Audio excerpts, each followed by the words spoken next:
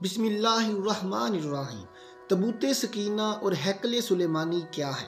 यहूदी हैकल सुलेमानी के लिए इतने बेबस क्यों रहते हैं और इसके लिए पूरी दुनिया को कत्ल करने पर क्यों तुल जाते हैं? तबूत सकीना कहाँ गुम हुआ और आज तबूत सकीना कहाँ वाक़या है?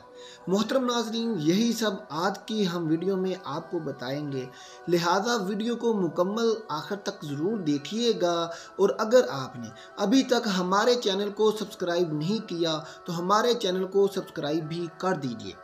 नाज़रीन इकराम, हैकल सुलेमानी हकीकत में एक मस्जिद नुमा जगह थी जहां इबादत की जाती थी, जो हज़रत सुलेमान अलैहिस्सलाम ने अल्लाह रब्बुल इज़्ज़त के हुक्म से जिन्नात और इंसानों से तामीर करवाई थी, ताकि लोग इसकी तरफ मुँह करके या इसके अंदर अल्लाह ताला की इबादत कर सकें, उसके आगे सर मसजूद हो सकें। दोस्तों, हैकल सुलेमानी की तमीर से पहले यहूदियों के हाथ किसी भी बाकायदा हैकल का ना कोई वजूद था और ना इसका कोई तसव्वुर था। इस कौम की बददुओं वाली खाना बदोश ज़िंदगी थी। कोई इनको अक्ल और शाऊर नहीं था। इनका हैकल एक खैमा था। इस खैमे में तबूत सकीना रखा होता था, जिसकी जानब ये रुख करके इबादत किया करते थे। नाजरीन, रवायात के मुताबिक ये ताबूत जिस लकड़ी का तैयार किया गया था, इसे शमशाद कहते हैं और इसे जन्नत से हज़रत आदम अलैहिस्सलाम के लिए भेजा गया था। ये ताबूत नस्ल दर नस्ल अंबिया कराम से होता हुआ हज़रत मूसा अलैहिस्सलाम तक पहुँचा।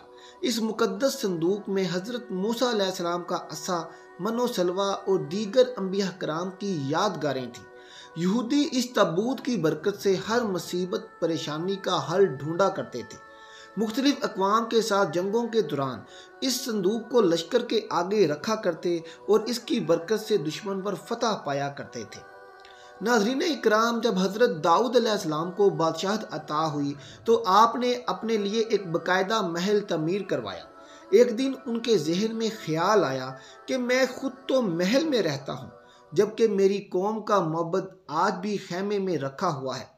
ये बाइबल की रवायत है, जिसे बाइबल में है कि बादशाह ने कहा, मैं तो 2 दीवार की शानदार लकड़ी से बने हुए एक महल में रहता हूँ, मगर खुदावंद का तबूत एक खैमे में पड़ा हुआ है। ये थी उसकी रवायत। नाज़रीन इकराम, आपने हैकल की तमीर का इरादा किया और इसके लिए एक जगह का तयन किया गया। माहिरीन ने आपको मशवरा दिया कि इस हैकल की तमीर आपके दौर में मुमकिन नहीं है।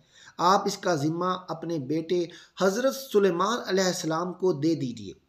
चुनाचे हज़रत सुलेमान अलैहिस्सलाम ने सन 970 कबल मसीह से 930 कबल मसीह के दरमियान अपने दौरे हुकूमत के चौथे साल में इसकी तमीर का बाकायदा आगाज़ करवाया।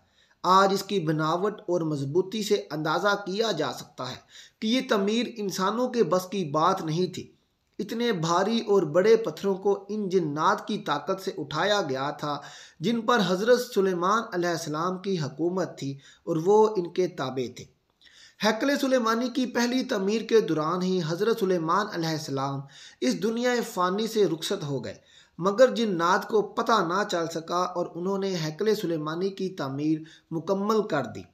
नाजरीन, ये वाक़े कुछ इस तरह से है कि हज़रत सुलेमान अलैहिस्सलाम की रूह अल्लाह रब्बुल इज़्ज़त ने दौरान इबादत ही कब्ज़ कर ली थी, मगर इसकी तरकीब इस तरह बनी कि आप एक लकड़ी पर सर और कमर रख कर इबादत में मसरूफ़ हो गए और इस लकड़ी के सहारे से यूँ लगता था कि आप अब भी इबादत ही कर रहे हैं, जबकि आपका इंतकाल हो चुका था और इस बात का इल्म किसी भी जिन और इंसान को नहीं हुआ था।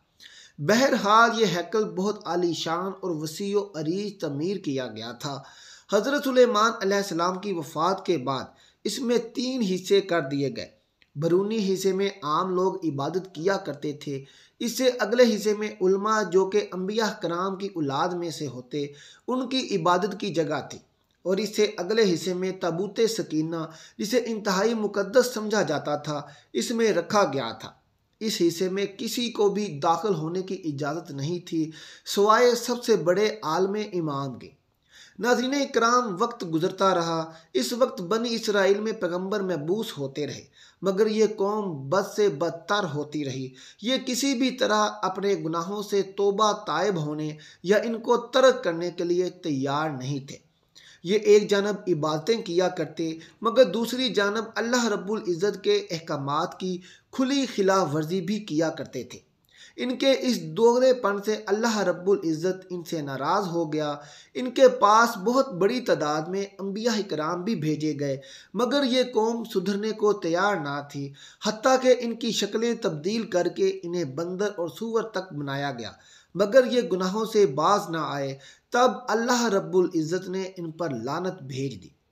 नाज़रीन इकराम, वक्त गुजरता रहा और आखिर 586 कबल मसीह में बख्त नसर ने इनके मुल्क पर हमला किया। इनका हैकल मुकम्मल तौर पर तबाह बर्बाद कर दिया। हैकल में से तबूत सकीना निकाला, 5 से 6 लाख के करीब यहूदियों को कत्ल किया और तकरीबन 2 लाख यहूदियों को कैद किया और अपने साथ इन्हें इराक ले गया। इसने शहर से बाहर यहूदी गुलामों की एक बस्ती तामीर की, जिसका नाम तिल अबीब रखा गया। 70 साल तक हैकल सुलेमानी सफ़ा हस्ती से मिटा रहा। दूसरी तरफ बख्त नसर ने तबूत सकीना की शदीद बेहुरमती की और इसे कहीं फेंक दिया, जिसका किसी को मालूम नहीं था। कहा जाता है कि इसकी इस हरकत का अजाब इसे और इसके मुल्क को इस तरह मिला कि सन 539 कबल अज़ मसीह में ईरान के बादशाह साइरस ने बाबुल यानी इराक पर हमला कर दिया और बाबुल के वली अहद को शिकस्त फाश देकर बाबली सल्तनत का मुकम्मल खात्मा कर दिया। साइरस एक नरम दिल और इंसाफ पसंद हुक्मरान था। इसने तिल अबीब के तमाम कैदियों को आज़ाद करके इनको वापस यरूशलेम जाने की इजाज़त दे दी और इनको हैकल सुलेमानी की नए सिरे से तामीर करने की भी इजाज़त दी और इनको इसकी मदद फराहम करने का भी इनके साथ वादा किया गया।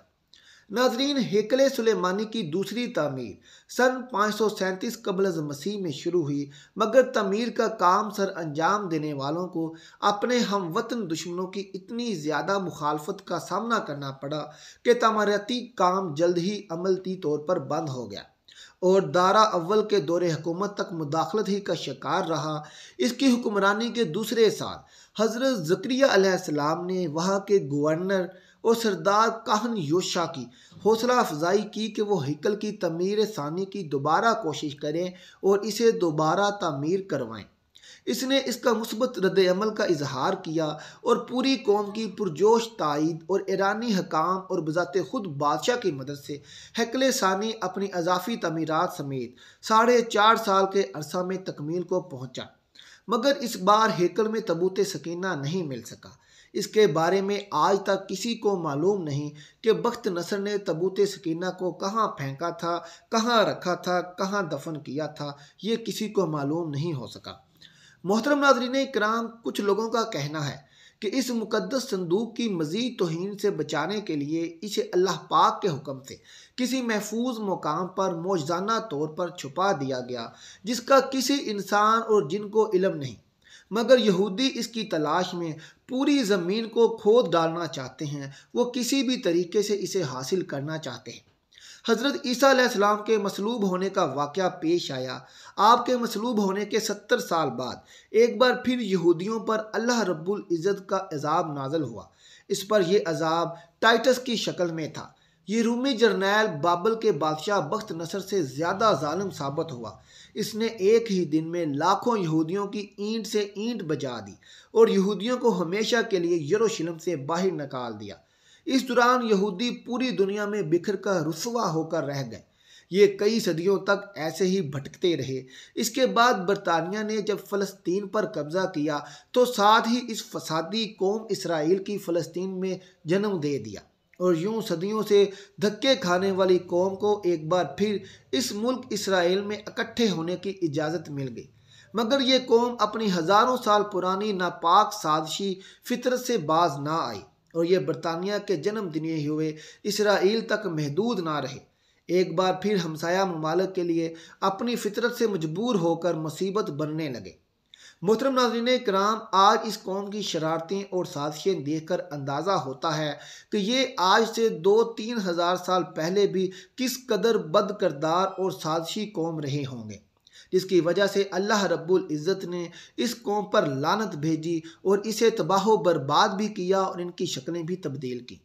नाजरीन, आप इस कौम का अंदाज़ा यूँ कीजिए कि यहूदियों को जिस बस्ती तिल अबीब में बख्त नसर ने कैदी बनाकर रखा था, वो इसको आज तक नहीं भूले।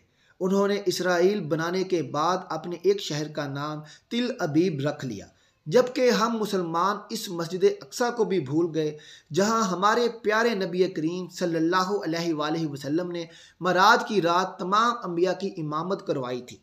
यहूदी आज फ़लस्तीन के नहत्ते मुसलमानों पर जुल्म व सितम के पहाड़ ढा रहे हैं, लेकिन मुसलमान कौम और तमाम मुसलमान ममालिक चुप की नींद सोए हुए हैं। कोई मुल्क भी इस धुतकारी, साजिशी और बेहिस कौम को जवाब देने के लिए नहीं उठ रहा। दुआ है अल्लाह रब्बुल इज़्ज़त मुस्लिम उम्मा को इत्तेहाद और इत्तेफाक नसीब फरमाए और तमाम मुसलमानों को मिलकर हमास और फ़लस्तीन की मदद करने की तौफीक अता फरमाए। आमीन सुम्मा आमीन। मोहतरम नाजरीन, आखिर में आप लोगों से दरख्वास्त है कि हमारे चैनल को सब्सक्राइब करके इस वीडियो को अपने दोस्तों और रिश्तेदारों में शेयर भी कर दीजिएगा। अल्लाह हाफिज़।